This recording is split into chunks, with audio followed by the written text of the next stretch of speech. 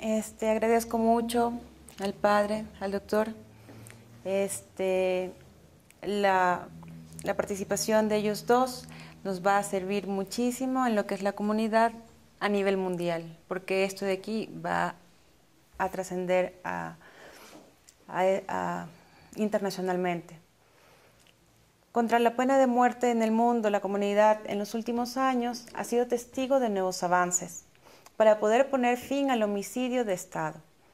Ha realizado pasos importantes para aplicar las resoluciones para una moratoria sobre las ejecuciones aprobadas en la Asamblea General de las Naciones Unidas.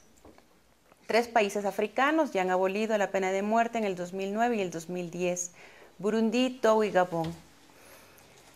El mundo se está acercando a un número importante. Dentro de pocos años ya serán 100 los países que rechazan el uso de la práctica tan cruel e inhumana.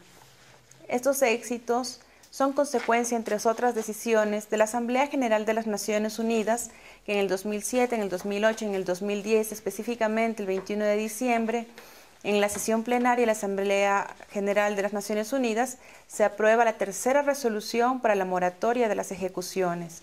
Una resolución que fue aprobada con 109 votos a favor, 41 en contra y 35 abstenciones. Esto reafirma las otras 2 resoluciones hechas antes. La comunidad de San Egidio espera y considera que muchas resoluciones, las primeras de este tipo, continuarán siendo un instrumento eficaz para persuadir a los países de que abandonen el uso de la pena de muerte. Varios estudios y numerosas movilizaciones nacionales e internacionales demuestran que los sentimientos de la opinión pública mundial están avanzando inexorablemente hacia la abolición, y cada vez son más los estados que ponen fin a dicha práctica. Más de 2/3 de los países del mundo ya han abolido la pena de muerte por ley o en práctica. Aunque en el 2010 la pena capital todavía persistía en 50 países, la mayoría de ellos ya no la aplican. En el 2010 se ejecutaron al menos 527 condenas a muertes. Este dato no incluye las miles de ejecuciones que se cree que se han producido en China. Se calcula que se ha producido unas 5.000 ejecuciones más o menos como en el 2009, que en este caso son menos que en años anteriores. Más del 90% de las ejecuciones se hacen en el continente asiático, específicamente el 85% es en China. En el terrible podio de los 3 países en el 2010 que llevaron a cabo más ejecuciones en el mundo figuran China, Irán y Corea del Norte. En el 2010 se impusieron al menos 2.024 condenas a muerte en 67 países. A finales del 2010, 17.883 personas están encerradas en los corredores de la muerte en todo el mundo. Este dato obviamente no puede considerarse eficaz y real porque existe un número más elevado en países claves como China, Egipto, Irán, Malasia, Sudán, Tailandia y Vietnam que no proporcionan ningún dato ni estadística. Durante el último siglo, el uso de la pena de muerte se ha reducido drásticamente y en la década del nuevo siglo se han realizado nuevos avances. La eliminación de la pena de muerte no será inmediata, pero la mayoría del mundo está en camino hacia la abolición. En los últimos 20 años, muchos países han abolido la pena capital para todos los delitos. En los países en los que continúan emitiéndose condenas a muerte, las conmutaciones y las concesiones de gracia son cada vez más frecuentes.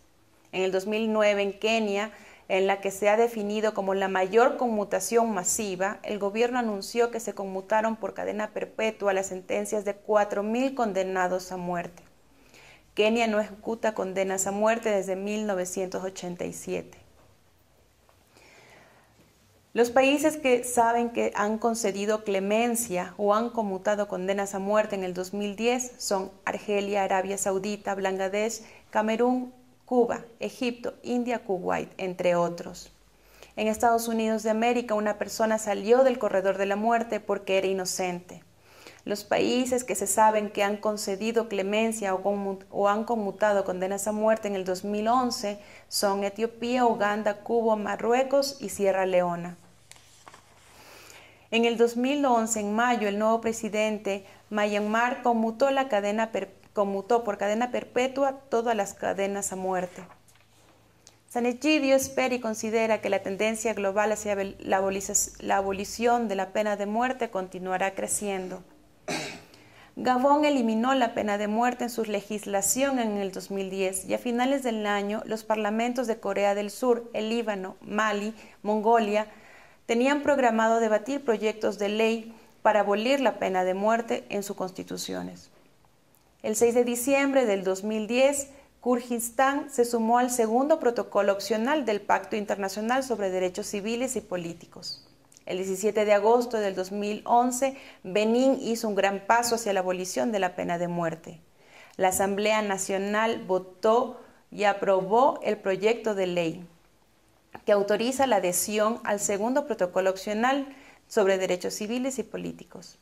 La adhesión a dicho tratado comporta la revocación de las condenas a muerte y de las ejecuciones.